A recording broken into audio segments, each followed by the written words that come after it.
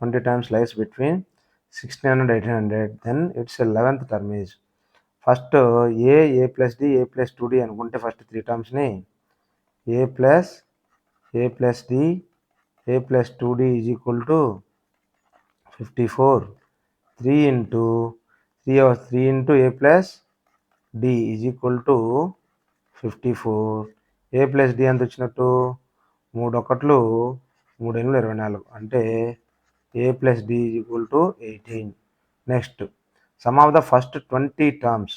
Some of the first 20 terms అంటే Sn is equal to ఎంత, S of 20 is equal to n/2 అంటే 10 2a plus 20 terms కదా 19d. ఇది మనకు దేని మధ్యలో ఉంది 1600 డి 1600కి 1600 1800కి ఉంది.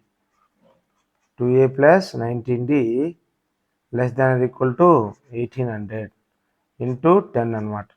10 అంటే ఇవన్నీ క్యాన్సిల్ అయిపోతాయి కదా, అంటే 160 2a plus 19d less than 180. Already a plus d is equal to 18 ఉంది కదా, అంటే 2a plus 2d ఎంత అవుద్ది 1836 అవుద్ది.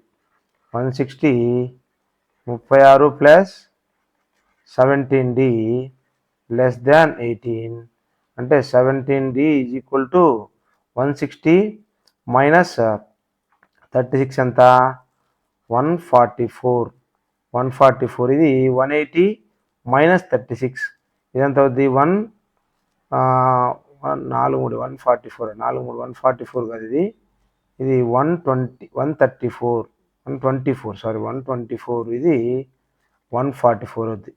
అంటే డి ఈజ్ ఈక్వల్ టు ఎంత 17తో 7 పాయింట్ సంథింగ్ వస్తుంది.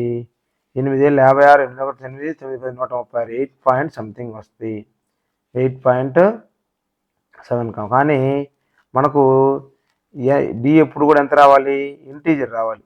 డి ఎప్పుడు కూడా ఇంటీజర్ 7 కంటే పెద్దది 8.23 అంత వస్తుంది. కాబట్టి మనకు 7 కంటే పెద్దది ఉండాలి కాబట్టి డి వాల్యూ ఇంటీజర్ వాల్యూ 8 వచ్చేస్తుంది. ఇప్పుడు 11th టర్మ్ అంటే ఎంత, ఫస్ట్ ఆఫ్ ఆల్ ఏ కనుక్కోవాలి. ఏ కనుక్కుంటే ఏ వాల్యూ ఎంత వస్తుంది, ఫస్ట్ ఈక్వేషన్ సబ్స్టిట్యూట్ చేస్తే డి వాల్యూ 8 కాబట్టి ఏ వాల్యూ 10 వచ్చేస్తుంది.